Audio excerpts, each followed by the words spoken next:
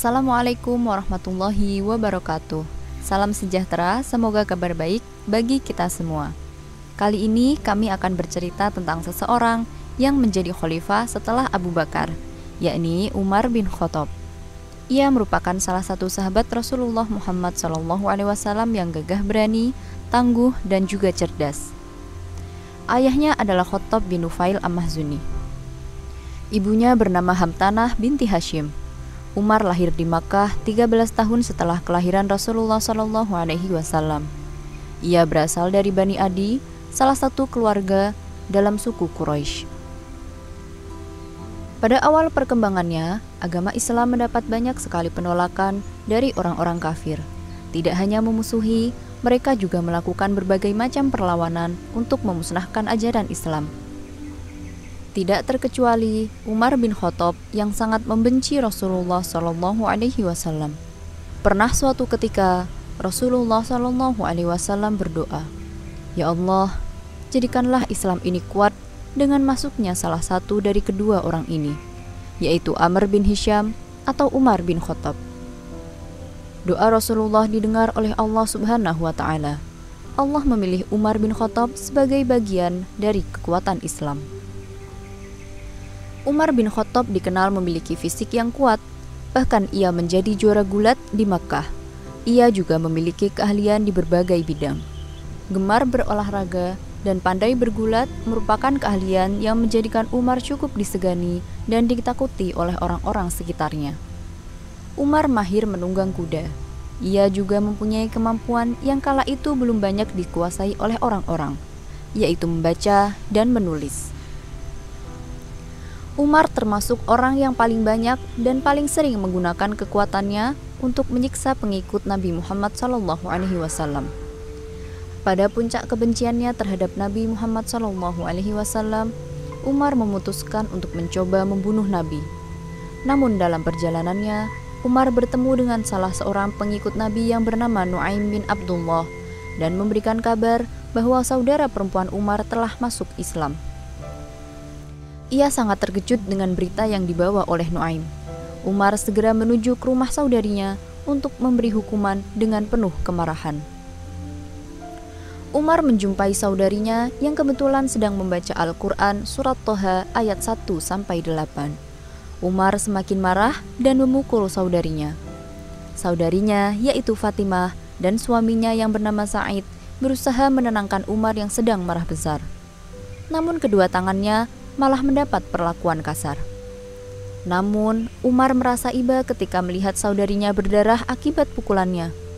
Beliau kemudian meminta agar ia melihat bacaan tersebut. Umar mengambil lembaran Al-Quran tersebut dan membaca surat Toha. Di saat itulah, hati Umar langsung bergetar. Kebencian yang begitu besar lenyap seketika setelah ia mengetahui sendiri isi dari ajaran Islam melalui Al-Quran yang disampaikan oleh Rasulullah SAW. Ia pun segera menemui Rasulullah Muhammad SAW dan menyatakan diri masuk Islam. Setelah masuk Islam, Umar menunjukkan pembelaan yang luar biasa terhadap agama Islam.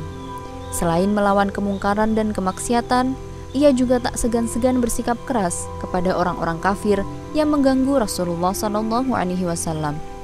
Umar juga dijuluki Al-Faruq oleh Rasulullah karena bisa memisahkan antara kebenaran dan kebatilan. Kaum muslimin pun bisa sholat di depan Ka'bah dan melaksanakan ibadah dengan tenang. Bahkan, dulu dakwah yang dilakukan secara sembunyi-sembunyi kini bisa dilakukan secara terang-terangan. Ketika kebencian orang kafir semakin memuncak, siksaan yang mereka lakukan terhadap kaum muslimin juga semakin memuncak. Rasulullah kemudian memberikan perintah untuk segera melakukan hijrah menuju Yasrib atau yang saat ini dikenal dengan nama Madinah. Semua orang muslim melakukan hijrah secara sembunyi-sembunyi pada malam hari, tapi tidak untuk Umar.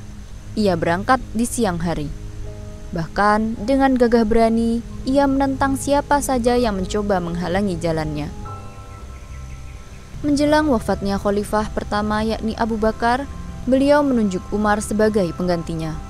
Para sahabat yang lain pun setuju dengan keputusan Abu Bakar untuk mengangkat Umar sebagai khalifah tanpa keraguan sedikit pun. Walaupun menjabat sebagai khalifah, Umar tetap hidup sederhana. Ia tidak hidup bermegah-megahan dan lebih mementingkan rakyatnya. Selama di bawah pemerintahan Umar bin Khattab, kekuasaan Islam tumbuh sangat pesat.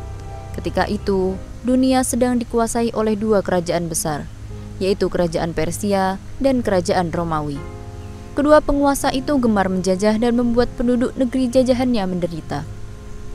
Penduduk yang dijajah lalu mengadukan nasibnya kepada Khalifah Umar. Khalifah Umar pun segera menyiapkan pasukannya. Peperangan sengit pun terjadi, hingga akhirnya kemenangan menjadi milik kaum muslimin. Umar merupakan seorang pemimpin yang pintar. Umar bin Khattab memerintahkan untuk mengumpulkan Al-Quran dalam satu mushaf, membentuk baitul mal, serta mencetak uang dirham. Umar juga membangun sistem administrasi untuk daerah yang baru ditaklukkan. Ia memerintahkan agar diselenggarakan sensus di seluruh wilayah kekuasaan Islam. Pada tahun 638, Umar memerintahkan untuk memperluas dan merenovasi Masjidil Haram di Mekah dan Masjid Nabawi di Madinah. Sekitar tahun ke-17 Hijriah yang merupakan tahun keempat kekhalifahannya, Umar mengeluarkan keputusan bahwa penanggalan Islam hendaknya mulai dihitung saat peristiwa hijrah. Umar bin Khattab wafat karena dibunuh oleh Abu Lu'lu' atau Fairuz yang merupakan seorang budak. Pembunuhan ini konon dilatar belakangi oleh dendam Fairuz terhadap Umar bin Khattab. Fairuz merasa sakit hati atas kekalahan Persia yang pada masa itu merupakan negara adidaya. Setelah wafat, jabatan khalifah dipegang oleh Utsman bin Affan. Demikian kisah singkat perjalanan hidup Khalifah Umar bin Khattab. Meskipun dulunya ia adalah orang yang keras, menentang Islam, juga Nabi Muhammad SAW, namun ketika masuk Islam, Umar menjadi yang nomor satu menentang perlakuan kasar orang-orang kafir. Ketika hidayah datang, maka sekeras apapun hati akan berubah menjadi lembut. Wallahu a'lam bishawab. Jumpa lagi di lain kisah. Wassalamualaikum warahmatullahi wabarakatuh.